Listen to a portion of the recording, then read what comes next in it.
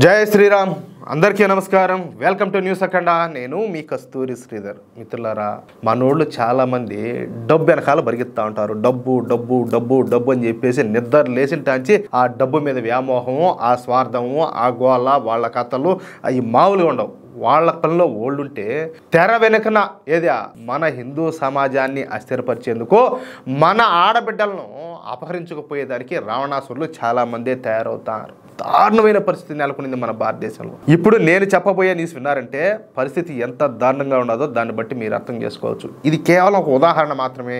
ఇలాంటి మన దేశంలో కొన్ని లక్షలు జరుగుతూ ఉంటాయి. సరే, అసలు న్యూస్ విషయానికి వస్తే లవ్ జిహాద్ అంటే ఇప్పటికి కూడా చాలా మందికి తెలియదు. మన దేశంలో చాలా మందికి తెలియదు. తెలియకనే చాలామంది ఆ ఊబిలో చిక్కుకుంటూ ఉంటారు. ఇంకొంతమంది తెలిసినా కూడా చెప్పినా కూడా ఆ పొరలు కమ్ముకో ఉంటాయన్నమాట కళ్ళకు. దానికి కామం అని పేరు పెట్టచ్చు, లేకపోతే దాని ప్రేమ అని పెట్టచ్చు, లేకపోతే దానికి ఎటువంటి పేరైనా పెట్టచ్చు. అమాయకత్వం అని చెప్పట్టచ్చు, నువ్వు ఏమైనా పెట్టు, దానికి ఒక పేరు అయితే పెట్టచ్చు. ఆ విధంగా తెలిసినా కూడా చెప్పినా కూడా ఓ తల్లి మూర్ఖులోళ్ళు చంపుతారు, కోసి ఫ్రిడ్జ్లో పెడతారు, లేకపోతే సూట్ కేసులో పెట్టావారైనా బారేస్తారు, మిమ్మల్ని కొడతారు, మిమ్మల్ని వ్యభిచార కొమ్మలకు అమ్ముతారు, మిమ్మల్ని మీ చేత మళ్ళీ తీవ్రవాద కార్యకలాపాలన్నీ కూడా చేపించారు. మీరు వాళ్ళు నమ్మొద్దని చెప్పినా కూడా గుడ్డిగా ఎంత చెప్పినా కూడా మా కూడా అట్టోడు కాదు అని చెప్పేది పోయి ఇంకా వాడిని నమ్మేది, పోయి ఆ ఊబిలో చిక్కుండేది. వాడు కొట్టినా కోసినా ఏం చేసినా కూడా ఇంక భరించాల్సిందే చచ్చినట్టు. ఆ ఊబిలోంచి బయటపడడం అంటే చాలా అరుదుగా జరుగుతూ ఉంటుంది. ఇప్పుడు ఇలాంటి విషయమే ఇంకొకటి వెలుగులోకి వచ్చింది. అది ఎట్ట తెలిసిన 100 కోట్ల లవ్ జిహాద్ అంటేయా, 100 కోట్ల విలువ చేసేటటువంటి లవ్ జిహాద్. ఓరే స్వామి, నీకు ఏమన్నా మెంట్లా? లవ్ జిహాద్ అంటే ఏదో ఒకరినేదో చేస్తారు, దానికి మళ్ళీ ఒక ధర కేటాయించినవేందని చెప్పి మీరు ఆలోచించవచ్చు. అది కూడా మీకు అర్థమయ్యేటట్టు చెప్తా. సరే, టైమ్స్ ఆఫ్ ఇండియా కథనం ప్రకారం ముంబైలో ఘనశ్యామ్ రోహేరా అనేటటువంటి వ్యాపారవేత్త ఉన్నాడంట. ఆయన గారి భార్య పేరు వచ్చేసి నీతు, కూతురు పేరు వచ్చేసి సమాలే.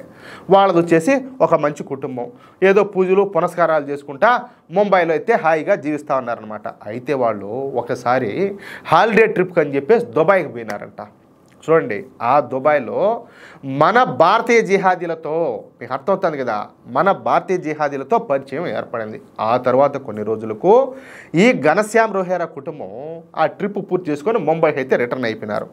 ఇక అప్పటి నుంచి ఎవరు ఆ దుబాయ్లో పరిచయం అయినారు కదా, వీళ్ళక ఎవరైతే పరిచయం అయినారో మన భారతీయ జిహాదీలు ఈ ఘనశ్యామ్ రోహేరా ఇంటికి వస్తా పోతా ఉండడం స్టార్ట్ చేశారు. ఇక ఈ క్రమంలో ఈ జిహాదీ గాళ్ళు ఏం చేశారు, ఈ ఘనశ్యామ్ రోహేరా కుటుంబాన్ని కొద్ది కొద్దిగా ఇస్లాం వైపుకు టర్న్ చేస్తా, వాళ్ళని మైండ్ వాష్ చేస్తా, ఫైనల్గా వీళ్ళ కుటుంబం మొత్తాన్ని కూడా ఇస్లాం మతం లేకైతే తీసుకొచ్చేసారు. చూడండి, అంటే మిషన్ కంప్లీటెడ్.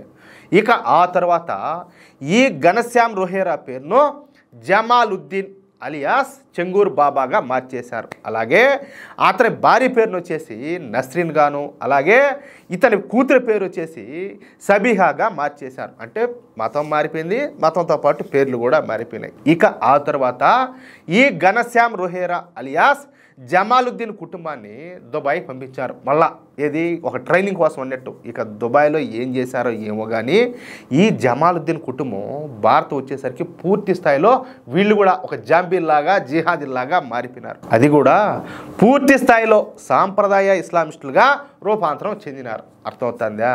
ఇక ఈ జమాలుద్దీన్ ఏకంగా ఒక మత ప్రవక్తలాగా తయారైపోయినాడియా.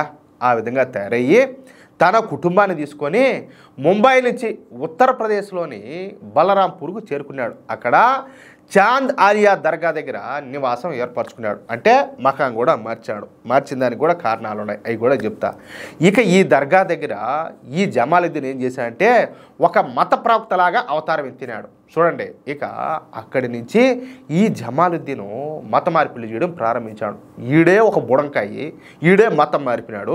ఈ మతం మారిన ముండం పోపి కొత్త వాళ్ళని మతం మార్చడం ప్రారంభించాడు. అది కూడా అతి దారుణంగా. వీడేసిన ప్లాన్లు ఎట్టున్నాయంటే నోటితో చెప్పుకోలేము, అంత నీచంగా ఉన్నాయన్నమాట. సరే, ఈ బలరాంపూర్లోని ఈ ఇస్లామిక్ యువకులను తీసుకొని వచ్చి వాళ్ళను మైండ్ వాష్ చేసి వాళ్ళకి ట్రైనింగ్ ఇచ్చి వాళ్ళ దగ్గర ఏది మన హిందూ అమ్మాయిలపైన ప్రేమలో విసరడం ప్రారంభించాడు. అదే లవ్ జిహాద్ గాలం అన్నమాట. ఈ విధంగా 100 మంది యువకులను తయారు చేసి బలరాంపూర్ మీదకి వదిలిపెట్టాడు. పోండి, మీరు ఏం చేస్తారో నాకు తెలియదు. ప్రతి ఒక్కరు కూడా ఒక అమ్మాయిని అయితే మీరు ఖచ్చితంగా ట్రాప్ చేయాలి. అట్లాగా ఇందులో భాగంగా ఆ ముస్లిం యువకులు మన హిందూ అమ్మాయిలను గనక ప్రేమ పేరుతో వంచి వాళ్ళని వివాహం చేసుకొని వాళ్ళని గనక మతం మారిస్తే వాళ్లకు డబ్బులు ముట్ట చెప్పేవాడు అనమాట.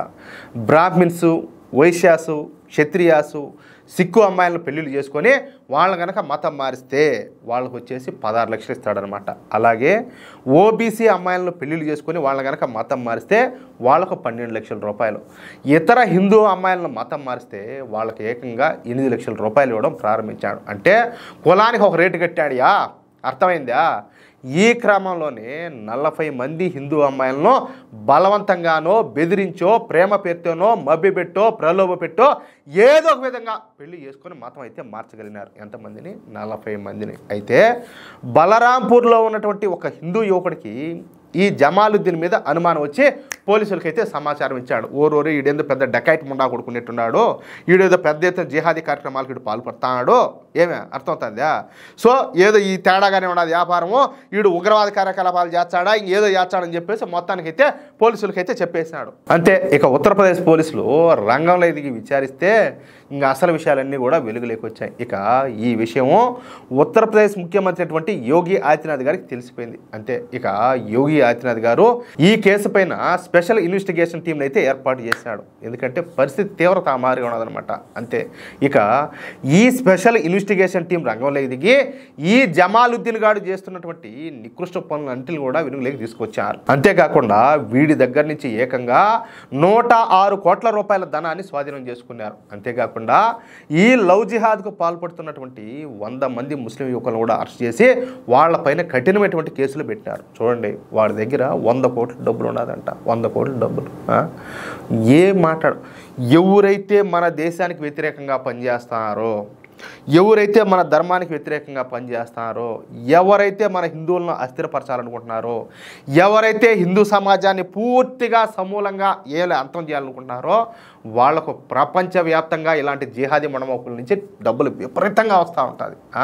వీడికి ఏంది 100 కోట్లు 106 కోట్లు డబ్బులు ఏంది వీడి అకౌంట్లలోన? ఏంది దారుణం? మీరు విన్నారో లేదో, మొన్న ఈ మధ్య ఒక తెలుగోడు విజయనగరం జిల్లా అనేది అసలు అది ఒకటి ఉన్నది అనేది కూడా చాలా మంది తెలియదు. అలాంటి చోట ఒక జిహాదీ ముండాకుడుకు తయారైతే ఓడి అకౌంట్లో 40 లక్షలకు పైన డబ్బులు ఉన్నాయి. ఎందుకు? వాడు ఈ బాంబు పెళ్ళన్నీ జరిపేదానికి, ఓడి అవసరాలకు, ఓడి ఖర్చులకు, ఓడి ఇలాంటి వాళ్ళని మరింత మందిని తయారు చేసేదానికి ఈ విధంగా. అంటే వాళ్లకు మన దేశానికి వ్యతిరేకంగా, మన హిందూ సమాజానికి వ్యతిరేకంగా పనిచేసేదానికి ఆ స్థాయిలో నిధులు అందుతున్నాయి. ఒరే స్వామి, ఏదో ధర్మం కోసం కష్టపడే వాళ్లకు, దేశం కోసం పనిచేసే వాళ్లకు ఏదో ఒక రూపంలో వాళ్ళకి సాయం అందించండి ఆయన అంటే అబ్బా మనకు పట్టనే పట్టదు. అడుక్కుండేవాడికైనా జోబుల నుంచి తీసి 10 రూపాయలు ఇవ్వాలంటే ఒప్పదు. ఏడ చేసి కట్టలు కట్టుకొని నెత్తిని పట్టుకొని గుంతలు వేసుకొని పోతారు, లేకపోతే కాల్చుకొని పోతారు. ఇప్పుడు పాకిస్తాన్లో ఎంతోమంది ధనికులు ఉన్నారు హిందువులైన వాళ్ళు. మన దేశ విభజన తర్వాత వాళ్ళందరూ ఏమైపోయినారు? కట్టుబట్టలతో భారతదేశానికి కొంతమంది వస్తే కొంతమంది మధ్యలోనే ఊపిరి వదిలేశారు. ఆ విధంగా ఇప్పుడు పశ్చిమ బెంగాల్లో పరిస్థితి ఏంది? అంతేందుకు ఇప్పుడు బంగ్లాదేశ్లో హిందువుల పరిస్థితి ఏంది? ఎంతమంది అక్కడ కోటీశ్వరులు ఉంటారు? వాళ్ళు స్వేచ్ఛగా, స్వతంత్రంగా, ప్రశాంతంగా వాళ్ళు బతకగలుగుతున్నారా? దేశానికి ధర్మానికి ఉపయోగపడే డబ్బులు ఎందుకుయా? ఇలాంటి లంగా ముండా కొడకలకు, లత్కోర్ ముండా కొడకలకు వీళ్ళకేమో 100 కోట్ల డబ్బులా? దేశం కోసం, ధర్మం కోసం పాటుపడే వాళ్ళకి కనీసం వాళ్ళకి ఏదైనా 10 రూపాయలు ఇవ్వాలంటే మీకు ఒప్పదా? ఏంది? ఇట్లుండాది. ఇంక ఎట్లా ఏ విధంగా మన దేశాన్ని, ధర్మాన్ని కాపాడుకోవాలో మీరే ఏదైనా ఉంటే సూచించండి. సరే, ఇక ఇంత జరిగినప్పుడు మన యోగి ఆదిత్యనాథ్ గారు ఊరుకుంటారా? ఊరుకుంటే ఆయన కాదు యోగి మహారాజ్ ఎందుకు అవుతాడు? అవునా కదా? ఈ 100 మంది ముస్లిం యువకుల ఇళ్లను బుల్డోజర్లతో ధ్వంసం చేసి పారేశారు. ప్రభుత్వ ఉద్యోగాలు చేస్తున్నటువంటి ఈ ముస్లిం యువకుల తల్లిదండ్రుల వాళ్ళ ఉద్యోగాలను పీకి పారేశారు. అంతేకాకుండా వాళ్ళ ఆస్తులను స్వాధీనం చేసుకున్నారు. అంతటితో ఊరుకోకుండా వాళ్ళ బ్యాంక్ అకౌంట్లు కూడా సీజ్ చేసి పారేశారు. అర్థమవుతుందా? అంతేకాకుండా వాళ్ళను తీవ్రవాదులుగా గుర్తిస్తూ వాళ్ళపైన నేషనల్ సెక్యూరిటీ యాక్ట్ కూడా ప్రయోగించారు. చూడండి, తొక్కితే కాలేసి అసలు కనిపించకుండా పోతారు. ఇకపోతే వీడున్నాడు కదా, వీడు డకైట్ ముండా కొడుకు జమాలుద్దీన్ గాడ. సరే, వీడి విషయానికి వస్తే ఈ బలరాంపూర్లో ఈ జమాలుద్దీన్ గాడు నిర్మించుకున్నటువంటి భారీ ప్యాలెస్ను రాత్రి పూర్తిగా నేలమట్టం చేసి పారేశారు. అదేవిధంగా వీడికి 40 బ్యాంక్ అకౌంట్లు ఉన్నాయంటయా, 40 బ్యాంక్ అకౌంట్లు. వాటిని మొత్తం కూడా ఫ్రీజ్ చేసి పడదొబ్బినారు. ఇక ఈ జమాలుద్దీన్తో సంబంధాలు ఉన్నటువంటి అందరూ జిహాదీగాళ్ళని అందరినీ కూడా పట్టుకొని అందరినీ కూడా అరెస్టులు చేశారు. ఇక ఈ జమాలుద్దీన్ గారిని ఒక రహస్య ప్రదేశానికి తరలించి వాడిని లోతుగా విచారిస్తారు. అంటే బిగిస్తున్నారు. అర్థమవుతుందా? మొత్తంగా ఈ లవ్ జిహాదీలందరినీ కూడా తీవ్రవాదులుగా గుర్తించి వాళ్ళను పోలీసు లాంఛనాలతో, అర్థమైందా మీకు? ఎట్టుంటుందో తెలుసు కదా మీకు పోలీస్ స్టైల్ అంటే, ఆ విధంగా విచారిస్తున్నారు. అంతేకాకుండా ఈ కేసులో ఎన్ఐఏ అదేవిధంగా ఈడీలను కూడా ఇన్వాల్వ్ చేసి వాళ్ళ జాతకాలు అన్నింటిని కూడా బయటకు లాగుతారు. అది విషయం. ఎందుకంటే ఇదేమి రూపాయి 2 రూపాయలు కాదు. ఓడి అకౌంట్లో 106 కోట్లు నిందంటే ఏం మామూలు విషయం. అదే యాడించి వచ్చినట్టు 106 కోట్లు అంటే తమాషా. 106 కోట్ల రూపాయల. ఇంక అందుకని చెప్పేసి ఎన్ఫోర్స్మెంట్ డైరెక్టరేట్ కూడా దాంట్లో ఇన్వాల్వ్ అయిపోయింది. ఇక్కడ నేను ఇంకొక ఎగ్జాంపుల్ చెప్తా. ఇందాకనే ఒక న్యూస్లో చూసిన లూలు మాల్ అని వీళ్ళే ఉంటారు మీరు పేరు. ఆ లూలు మాల్లో నాకు తెలిసినంత వరకు మగవాళ్ళంతా కూడా వీళ్ళే ఉంటారు, జిహాదీలే ఉంటారు.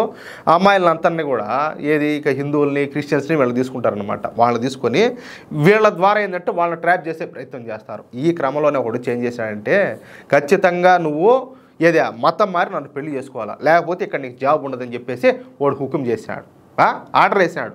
ఇంకా అమ్మాయి ఏం చేసింది, తట్టుకోలేకపోతే దెబ్బ పోయి పోలీస్ స్టేషన్లో కంప్లైంట్ ఇస్తే వాడిని తీసుకుపోయి లోపల వేశారు. అది కూడా జరిగింది ఆడంటే ఉత్తరప్రదేశ్లోనే. అర్థమవుతుందా? ఆ విధంగా ఉండదు పరిస్థితి. అంటే మన దేశం కోసం, మన ధర్మం కోసం సర్వాన్ని త్యాగం చేసిన వాళ్ళు కొన్ని లక్షల మంది ఉన్నారు. ఈరోజు మన స్వార్థం కోసం మన దేశాన్ని, ధర్మాన్ని బొందబెడదామా? ఎట్టుండాది అంటాలే. కనీసం కొంచెన్నా విచక్షణతో ఆలోచించండి. మనం ఏ పరిస్థితుల్లో ఉన్నామో, మనం ఏ విధంగా బతుకుతున్నామో, మన వెనక ఎన్ని విషనాగులు వచ్చి మనల్ని కాటేసేదానికి ప్రయత్నం చేస్తున్నాయో ప్రతి ఒక్కరు కూడా ఆలోచించాలా. లేకపోతే అంతే. ఇలాంటి దారుణాలు మనకు తెలియకుండానే కొన్ని వేలు కాదు లక్షలు జరుగుతూ ఉంటాయి. అది మనం జాగ్రత్తగా ఉంటేనే మనకు బతుకు, లేకపోతే అంతే కథం. అది విషయం. మిత్రులారా, ఈ న్యూస్ కనుక మీకు నచ్చినట్లయితే ఖచ్చితంగా ఈ న్యూస్ నలుగురికి షేర్ చేయండి. అదేవిధంగా ప్రతి ఒక్కరు కూడా మీ యొక్క అమూల్యమైనటువంటి అభిప్రాయాలను స్పష్టంగా కామెంట్ రూపంలో తెలియజేయండి. ఇంకో విషయం ఏంటంటే, ఇంతవరకు మీరు కనుక మన ఛానల్ను సబ్స్క్రైబ్ చేసుకున్నట్లయితే ప్రతి ఒక్కరూ కూడా మన ఛానల్ను సబ్స్క్రైబ్ చేసుకోండి, సపోర్ట్ చేయండి ప్లీజ్. జై శ్రీరామ్, జై హింద్.